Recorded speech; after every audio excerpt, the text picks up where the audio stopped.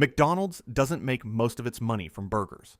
It is one of the largest real estate companies in the world, and almost nobody knows this. In 2023, McDonald's collected over $10 billion in revenue, and the majority came not from food, but from rent.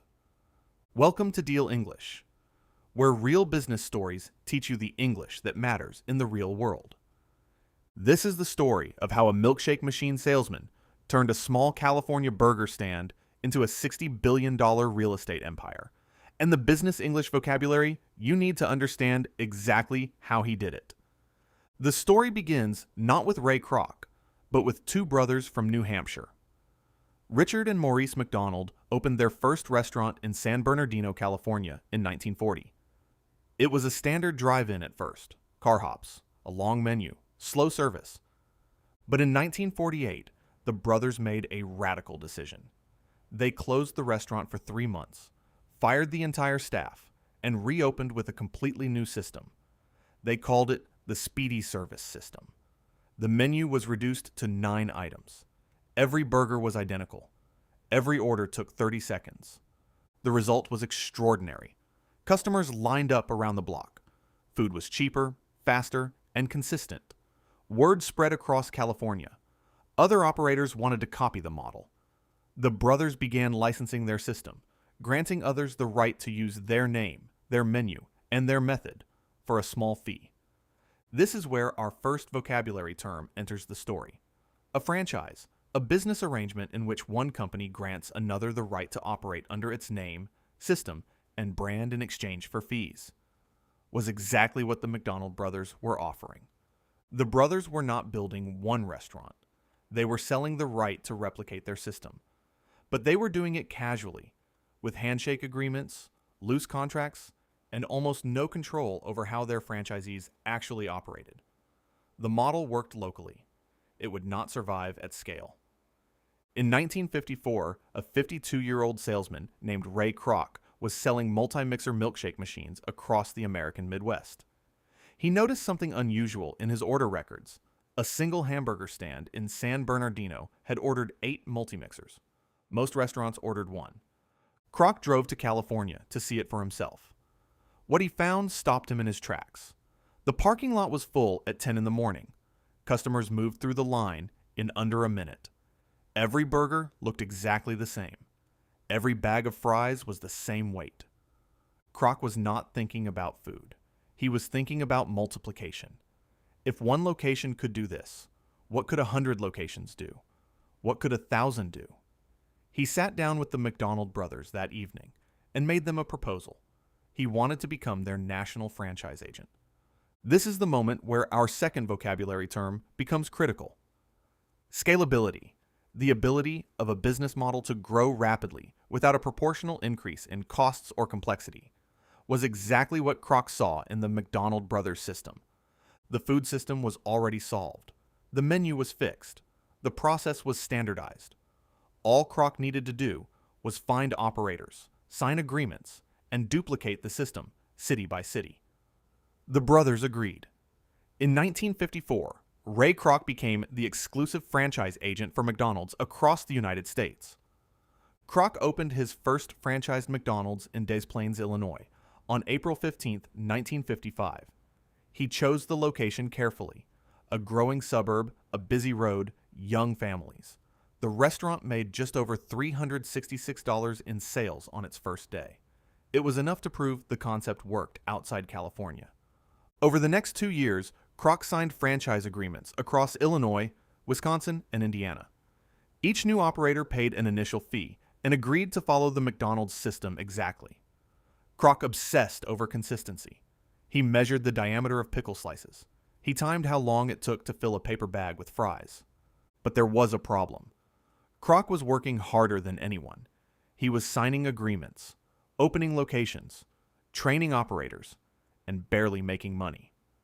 The franchise fees were too low. His share of each restaurant's revenue was thin. By 1956, Kroc's company was technically growing and financially struggling at the same time. This is where our third vocabulary term defines the crisis.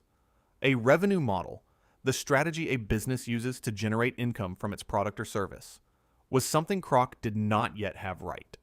He was creating enormous value for others and capturing almost none of it for himself. The McDonald brothers collected their fees. The franchisees made their margins. Kroc was in the middle, doing the most work and earning the least.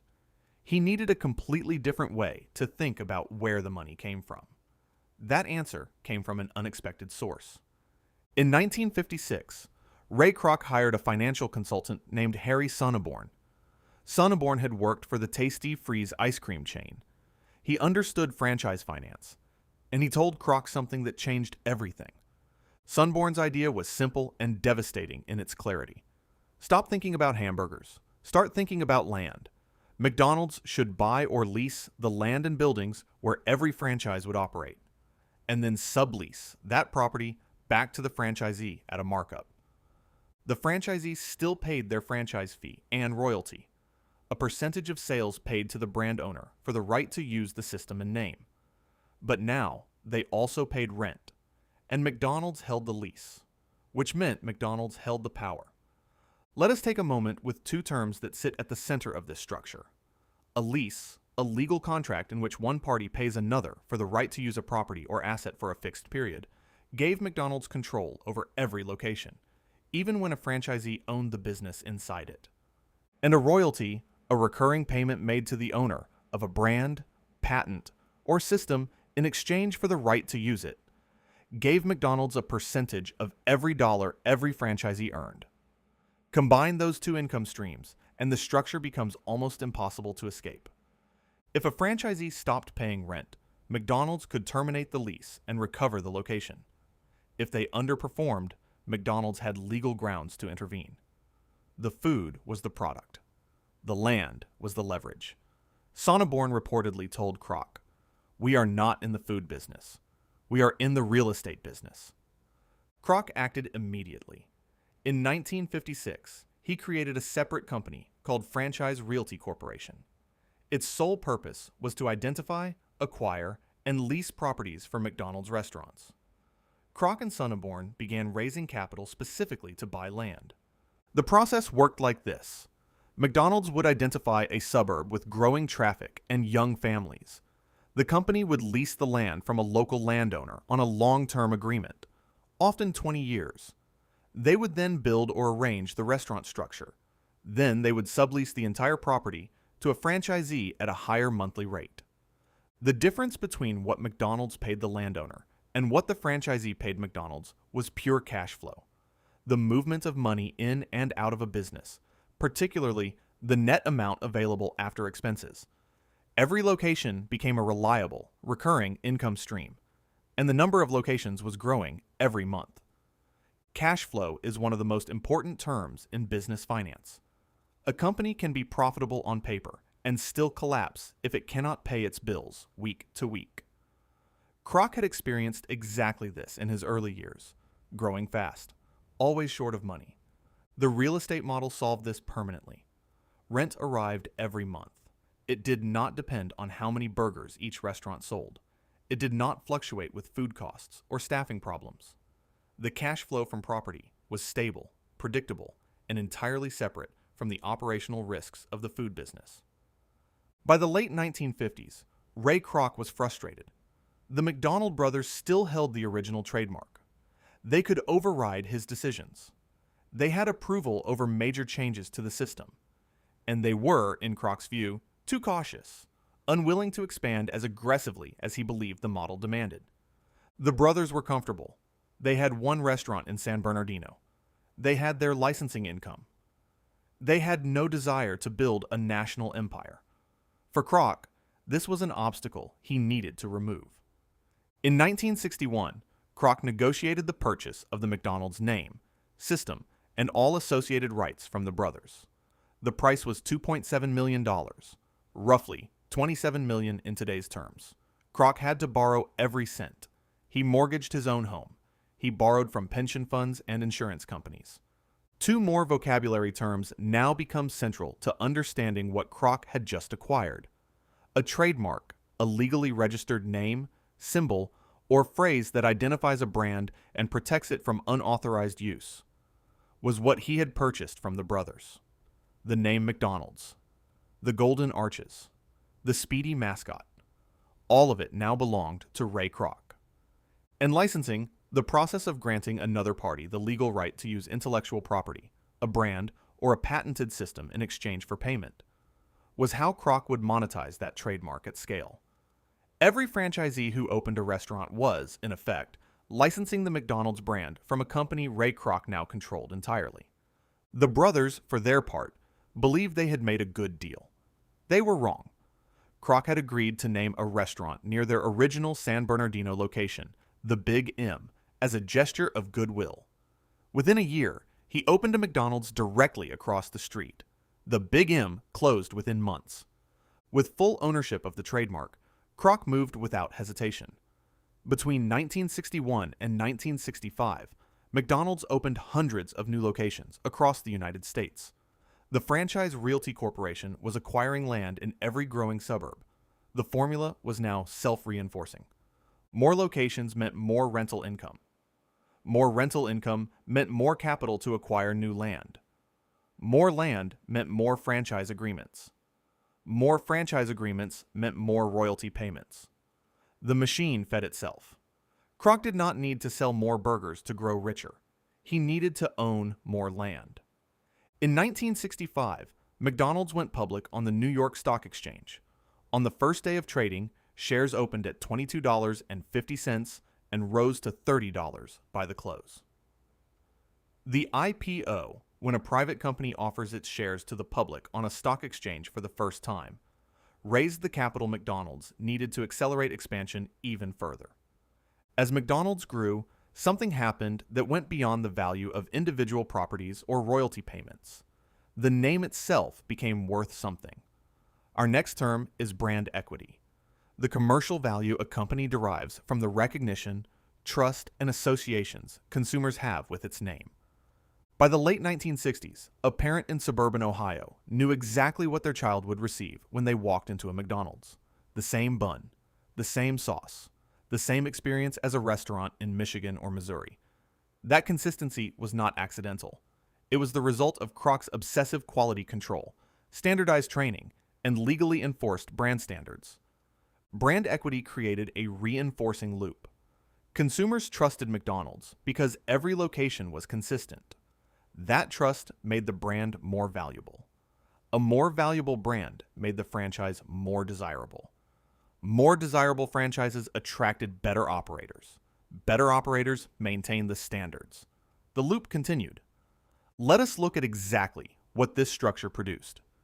Today, McDonald's operates or franchises over 40,000 restaurants in more than 100 countries. Of those, approximately 95% are operated by franchisees. McDonald's does not cook the food, hire the staff, or manage the day-to-day operation of most of its restaurants. What McDonald's does is own or control the real estate beneath a significant portion of those restaurants. Collect rent from the operators, collect royalty payments as a percentage of sales, and enforce brand standards through its licensing agreements.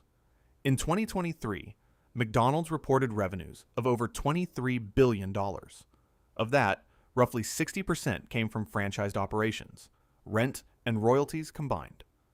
The food business, in financial terms, is almost a secondary concern. McDonald's company-operated restaurants, the ones McDonald's runs directly, generated revenues but lower margins than the franchise operation. The real estate and licensing machine consistently outperforms the food business. This is what Sonneborn understood in 1956 that most people still do not understand today. It is worth pausing to be precise about our central term.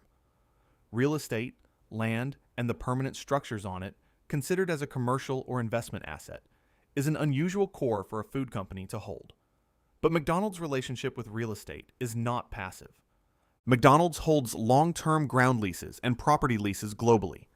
Its real estate portfolio is considered by analysts to be among the most valuable of any corporation in the world, not because of what is built on the land, but because of where that land is.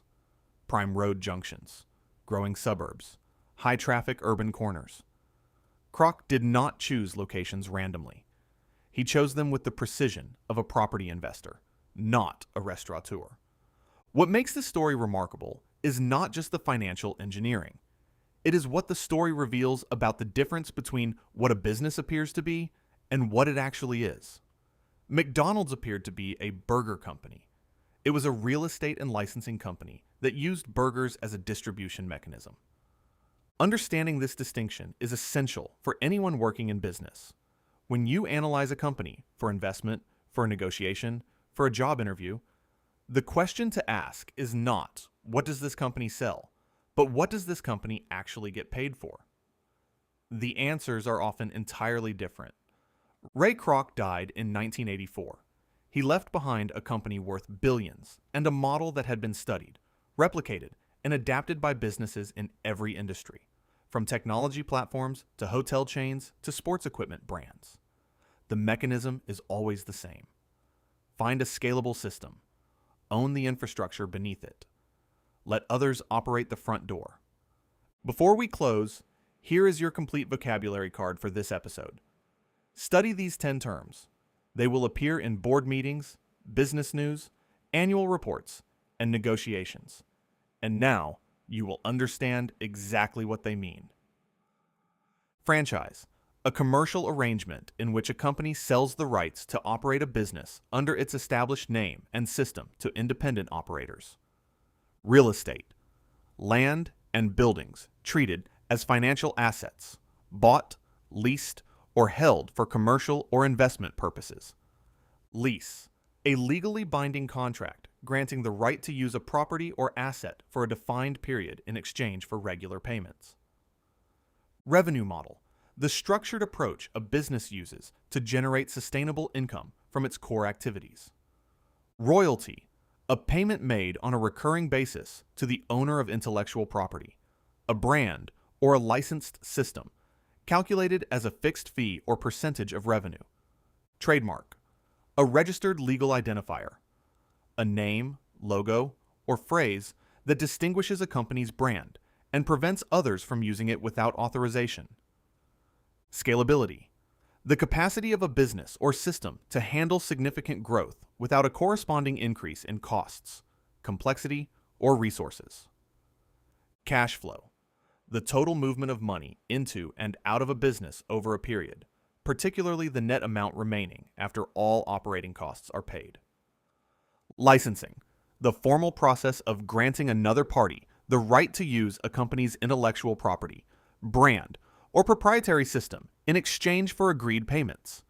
Brand equity, the added commercial value a company gains from consumers' recognition of, trust in, and positive associations with its name and identity. The vocabulary from this episode will not just help you read a business article or understand a news report. It will help you describe what is actually happening inside a company, how it earns, how it controls, and how it grows. That is the English that makes you sound credible in a room full of professionals. If this episode was useful, the next one goes even deeper. And if you want to go further with the McDonald's story in Kroc's own words, the link to his memoir, Grinding It Out, is in the description below. I will see you in the next episode.